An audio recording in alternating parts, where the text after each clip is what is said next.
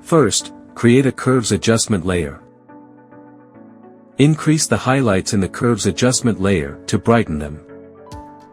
Now adjust the shadows until the black point is properly set. Now go to the red channel and increase the midtones, so you can reduce the blue tones in the midtones of the image.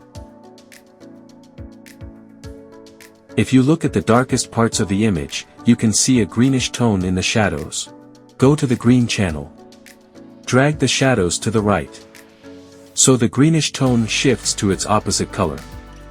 Now for the final step, go to the blue channel and decrease the highlights, to reduce the extra blue in the highlights of the image.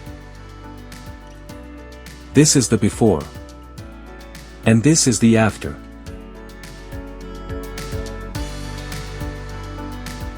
Don't forget to like and subscribe if you enjoyed the video.